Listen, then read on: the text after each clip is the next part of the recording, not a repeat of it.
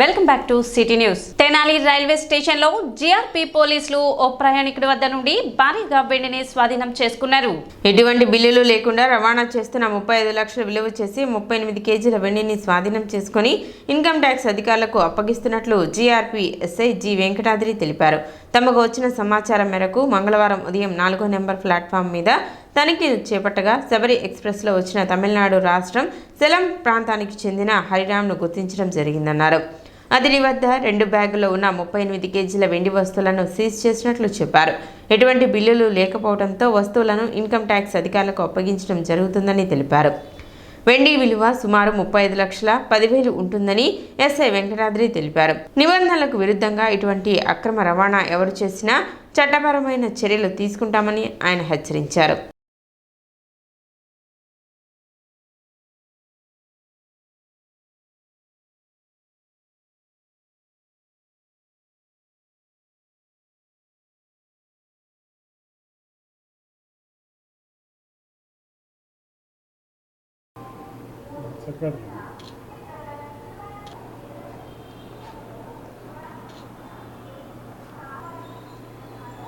సాధారణ తనిఖీల నిమిత్తము నేను మా హెడ్ కానిస్టేబుల్ మూర్తి, కానిస్టేబుల్ సురేంద్ర, శ్రీనివాస్ వెంటబెట్టుకొని నాకు ఉన్నటువంటి సమాచారం మేరకు మధ్యవర్తులను వెంటబెట్టుకొని తెనాలి ప్లాట్ఫామ్ నెంబర్ 4లోకి వెళ్ళగా ఒక వ్యక్తి శబరి ఎక్స్ప్రెస్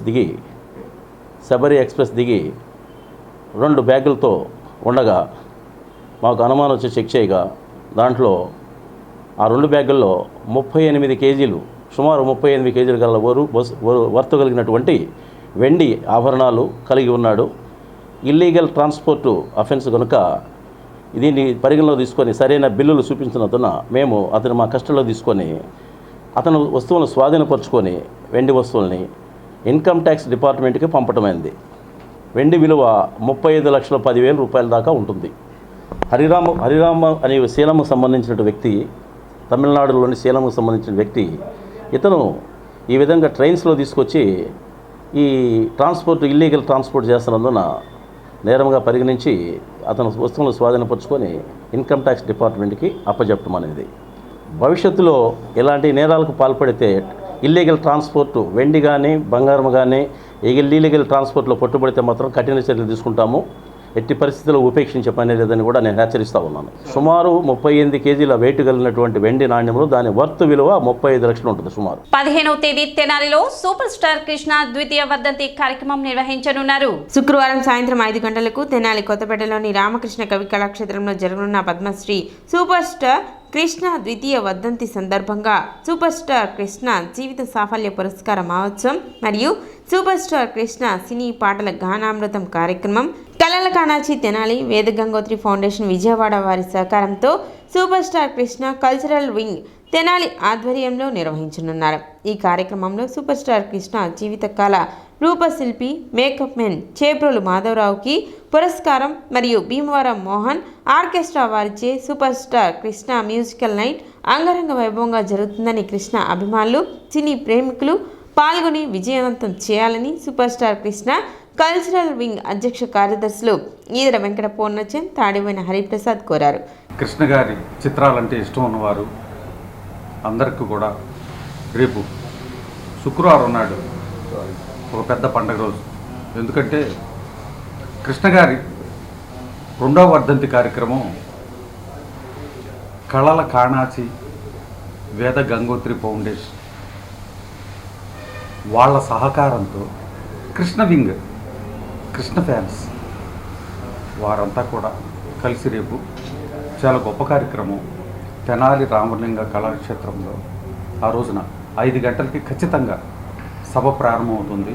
6 గంటల్లోపు మన నివాళులు అర్పించడానికి మన నక్క ఆనందబాబు గారు, బుద్ధ వెంకన్న గారు, వాళ్ళందరూ కూడా నన్నపనేని రాజ్కుమార్ గారు, ప్రముఖ సినీ నిర్మాత మన శాఖమూరి మల్లయ్య గారు, వీళ్ళందరూ ఏం చేస్తారు. ఇదంతా కూడా మా అందరికి కూడా ఉత్తేజం. మేము చెయ్యాలి అని అనుకోగానే కృష్ణ గారి అభిమానులు అంతా కూడా ఎమ్మటే మాకు సహకారంగా బుర్ర సాయి మాధవ్ గారు, మేము ఉన్నాము మీకు తోడుగా, మేము కూడా ఉంటాం కానివ్వండి అని చెప్పని వాళ్ళందరూ కూడా దీనికి చాలా మద్దతు ఇస్తూ ఉన్నారు. వారందరి సహకారంతో ఆ రోజున బుర్రా సాయి మాధవ్ గారు వారందరూ కూడా ఈ కార్యక్రమానికి అటెండ్ అవుతున్నారు. కార్యక్రమంలో చిరుకుమల్లి సింగారావు, దేవరపల్లి భవానీ, అయినాల మల్లేశ్వరరావు, బడుగు మోహన్ రావు తదితరులు పాల్గొన్నారు. రేపు 15 సాయంత్రం సూపర్ స్టార్ కృష్ణ గారి 2వ వర్ధంతి సందర్భంగా కళల కానాక్షి వేద గంగోత్రి వారి సహకారంతో కృష్ణ కల్చర్ వింగ్ మంచి ఆర్కెస్ట్రా మన కళాక్షేత్రంలో ఏర్పాటు చేయడం జరిగింది. ఈ కార్యక్రమానికి కృష్ణ అభిమానులు, కృష్ణ అంటే ఇష్టం ఉండే వాళ్ళు ఎవరూ లేరని మా అభిప్రాయం. కృష్ణ అంటే అందరికీ ఇష్టమే. అటువంటి ప్రజలందరూ ఆ కార్యక్రమానికి అటెండ్ అయ్యి విజయవంతం చేస్తారని కోరుకుంటూ, కృష్ణ గారిని మాకు కావాల్సిన రీతిలో ఏ గెటప్ అంటే ఆ గెటప్కి మేకప్ వేసి కృష్ణ గారిని ఒక అందగాడిగా, ఏ క్యారెక్టర్కి సంబంధించి ఆ క్యారెక్టర్లో క్షీణించిన మాధవరావు గారికి మేము పురస్కారం ఇచ్చే అదృష్టం మా తెనాలికి కలగజేసినందుకు కళల కానాక్షి అధ్యక్షులు బుర్రా సాయి మాధవ్ గారికి కృతజ్ఞతలు తెలియజేసుకుంటున్నాం. తెనాలి పట్టణ 9, 10 వార్డులో మున్సిపల్ చైర్పర్సన్ తాడిపోయిన రాధిక పర్యటించారు. వార్డులోని శానిటేషన్ పనులను ఆమె పరిశీలించారు. ఈ సందర్భంగా ఆమె మాట్లాడుతూ సిబ్బంది కొరత కారణంగా వార్డులో శానిటేషన్ నిర్వహణ లోపభూయిష్టంగా ఉందని, దానిని పరిష్కరిస్తామని చెప్పారు. అదేవిధంగా వార్డులో ప్రధాన రహదారుల్లో స్పీడ్ బ్రేకర్స్ ఏర్పాటు చేయాలని స్థానిక ప్రజలు కోరుతున్నారని, వాటిని కూడా ఏర్పాటు చేసే విధంగా చర్యలు తీసుకుంటున్నట్లు చెప్పారు. అలానే కుక్కల సమస్య అధికంగా ఉందని, వాటిని పట్టి పురపాలక సంఘ ఆధ్వర్యంలో కుక్కల సంరక్షణ కేంద్రం ఏర్పాటు చేసి అందులో పట్టిన కుక్కలను ఉంచి వాటి యొక్క ఆలనా పాలన కూడా పురపాలక సంఘమే చూసే విధంగా ప్రణాళిక సిద్ధం చేస్తున్నట్లు చైర్పర్సన్ రాధిక తెలిపారు. అదేవిధంగా పట్టణ పరిశుభ్రతకు ప్రజలు సహకరించాలని కోరారు. 9, 10 వార్డులో శానిటేషన్ మీద రావడం జరిగింది. ఈ వార్డులో వచ్చేసి శానిటేషన్ అనేది కొంచెం లోపంగానే ఉంది. త్వరలోనే అది కూడా పరిష్కరిస్తామని, అదే వర్కర్స్ సమస్య ఉంటానా కొంచెం లోపంగా ఉంది. ప్రజలందరూ కూడా మాకు సహకరించాలని కోరుకుంటున్నాం. అలానే ఈ వార్డుల్లో వచ్చేసి స్పీడ్ బ్రేకర్లు అడిగారు. గతంలో కూడా ప్రజలు కూడా లెటర్ పెడతాం జరిగింది. త్వరలోనే ఆ సమస్య కూడా పరిష్కరిస్తామని, అలానే శానిటేషన్ కానివ్వండి, మేము ఎంతగా శానిటేషన్ మీద దృష్టి పెట్టామని మీ అందరికీ తెలిసిందే. మాతో పాటు మీ సహకారం అనేది కావాలి. ఈ కాలువల మీద ఎలాంటి వ్యర్థాలు అనేది వేయకుండా డస్ట్బిన్ రూపంలో అందించాలని కోరుకుంటున్నాను. అలానే ఇంకా ఈ వార్డుల్లోకి వచ్చేసి కొన్ని మెయిన్ ఈ డ్రైన్స్ కానివ్వండి, రోడ్స్ కానీ చేయాల్సిన పనులు కూడా ఉన్నాయి. అవి కూడా త్వరలోనే పరిష్కరిస్తామని, అలానే ప్రజలకి ఎలాంటి ఇబ్బంది కలగకుండా చేయాలనేది మా ఆశయం కూడా. అలానే కుక్కల మీద అనేది కుక్కల సమస్య అనేది రావటం జరిగింది. కౌన్సిల్లో కూడా కౌన్సిలర్లు అందరూ అడగటం జరిగింది.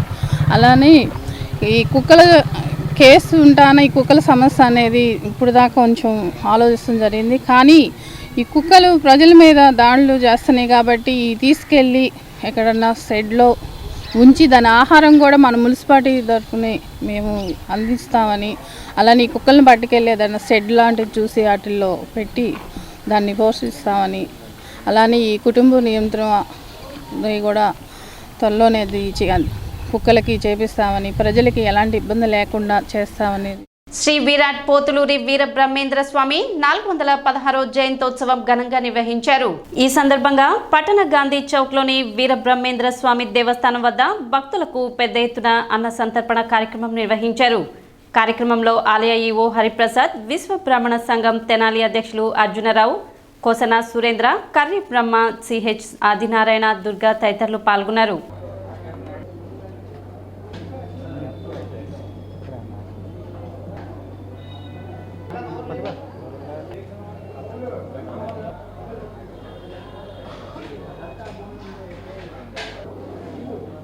తెనాలి గాంధీ చౌక్ నందు వెంచేసి ఉన్న శ్రీ విరాట్ పోతులూరి వీరబ్రహ్మేంద్ర స్వామి దేవస్థానంలో ఈరోజు వీరబ్రహ్మేంద్ర స్వామి వారి 416 సంవత్సర జయంతి కార్యక్రమం అన్నసంతర్పణ కార్యక్రమం జరిగింది. ఈ కార్యక్రమం నందు పట్టణ విశ్వ బ్రాహ్మణ సంఘ అధ్యక్షులు గుట్టిముక్కల అర్జునరావు గారు,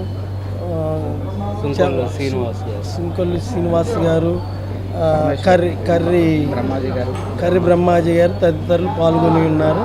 ఈ కార్యక్రమంలో దేవాదాయ శాఖ వారి ఆధ్వర్యంలో అన్న సంతర్పణ కార్యక్రమం జరిగింది.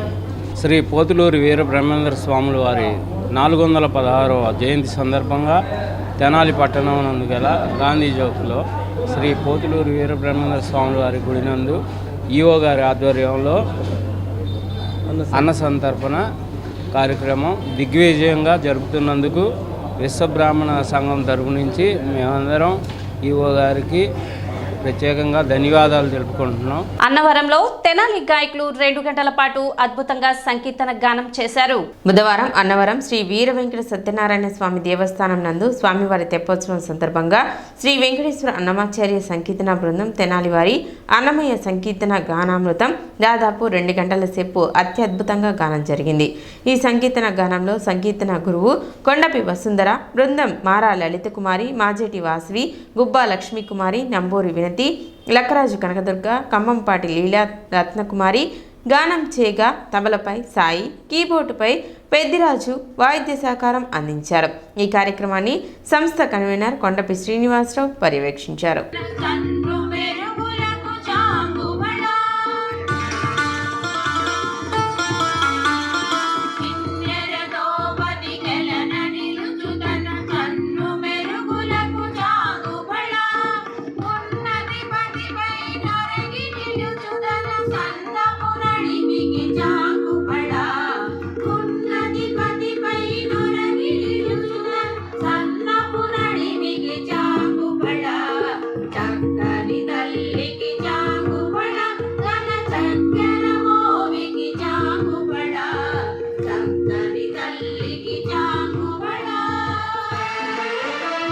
సైనైడ్ కేసుల్లో నిందితులపై స్థానికులు ఆగ్రహం వ్యక్తం చేశారు. ఇటీవల 2 నెలల క్రితం తల్లి రమణమ్మ, కూతురు వెంకటేశ్వరమ్మ, తల్లి కూతురు కలిసి చేసిన సైనైడ్ హత్యలు తీవ్ర సంచలనం రేపాయి.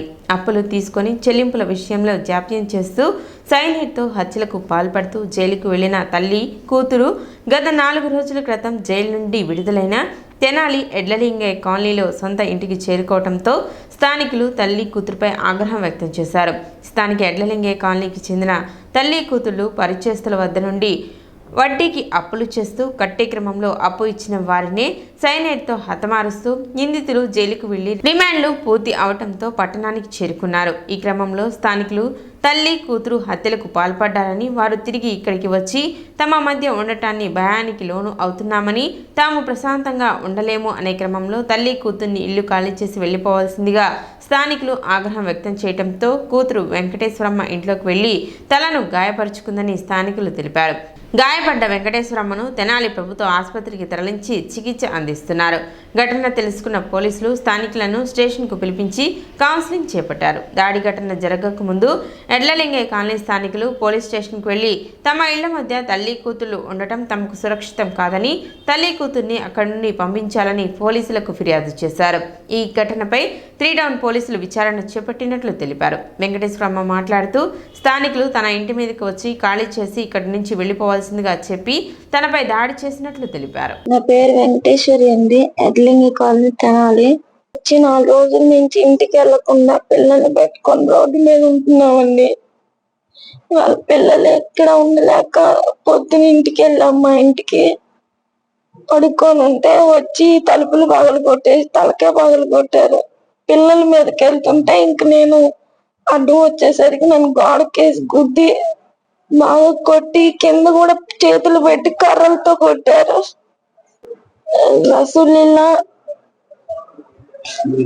తమీజు, షైనాజు, అనురాధ, తహేరా అనే అమ్మాయి ఇంటికి రావద్దు, మీరు ఆ పక్కన వాళ్ళని చంపుతున్నారనని.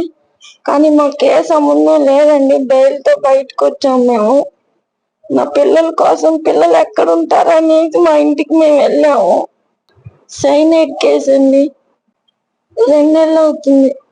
చెప్పాము, ఫోటోలు అవి తీసుకున్నారు, ఇంకా కంప్లైంట్ రాసుకోలేదు. పవర్ లిఫ్టింగ్ పోటీలో శ్రీ రావి సంబయ్య మున్సిపల్ పాఠశాల విద్యార్థులు బంగారు పతకాలు సాధించారు. ఈ నెల 8వ తేదీ నుండి 10వ తేదీ వరకు జగ్గయ్యపేటలో జరిగిన Amaravati power lifting association of Andhra Pradesh నిర్వహించిన పవర్ లిఫ్టింగ్ పోటీలో ధనాల తనుశ్రీ క్లాసిక్లో సబ్ జూనియర్ మరియు సీనియర్ భాగాలలో బంగారు పతకం మరియు ఎక్విప్డ్ సబ్ జూనియర్ విభాగంలో బంగారు పతకం పొందినట్లు Shri Ravi Sambaiah municipal boys high school ప్రధానోపాధ్యాయులు షేక్ మౌలాబీ తెలిపారు. 84 కేజీల విభాగంలో పాల్గొందని బ్యాక్ స్క్వాడ్ 55 కేజీలు, బెంచ్ ప్రెస్ 85 కేజీలు, డెడ్ లిఫ్ట్ 85 కేజీలు, మొత్తం 165 కేజీలు లిఫ్ట్ చేసినట్టు మరియు భీమవరంలో రాష్ట్ర స్థాయి మల్కం పోటీలో పాల్గొన్న 7 విద్యార్థులకు పావని శ్రీ విద్య, సిహెచ్ కావ్యసాయి, సుధా అమృత, ఇంద్రనాయక్, ఎస్కే సుహానా, శివయ్య, చైతన్యలకు మరియు గాజువాక ఆత్మకూరులో జరిగిన నెట్బాల్ రాష్ట్ర స్థాయి పోటీల్లో పాల్గొన్న 4 విద్యార్థులకు పమిడి శ్రీ గణేష్, సత్యవాణి, ఎడ్ల తరుణ్, ఎస్డి సాహిరాలకు మరియు నక్కలపల్లిలో జరిగిన హాకీ పోటీలలో పాల్గొన్న చందనకు సర్టిఫికెట్లు ప్రదానం చేశారు. పాఠశాల వ్యాయామ ఉపాధ్యాయులు ప్రసాద్ కుమారి, కొడాలి గోవర్ధన మరియు ఎన్సీసీ ఆఫీసర్ పరిషత్ సర్దార్ తెలిపారు. సిటీ న్యూస్ ముగించే ముఖ్యాంశాలు మరోసారి.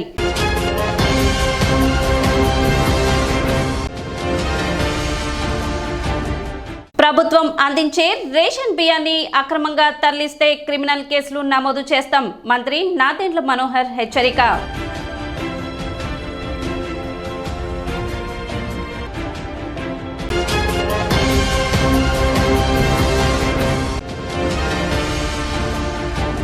పట్టణంలో ఆకస్మిక తనిఖీలు నిర్వహించిన లీగల్ మెట్రాలజీ అధికారులు. తూకాలలో మోసాలకు పాల్పడుతున్న వారిపై కేసులు నమోదు.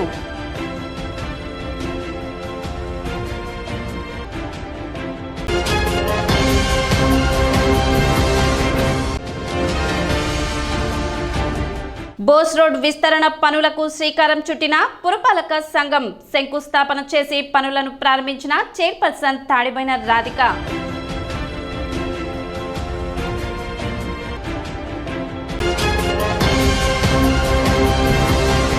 సిటీ న్యూస్ ఇంతటితో సమాప్తం. నమస్కారం.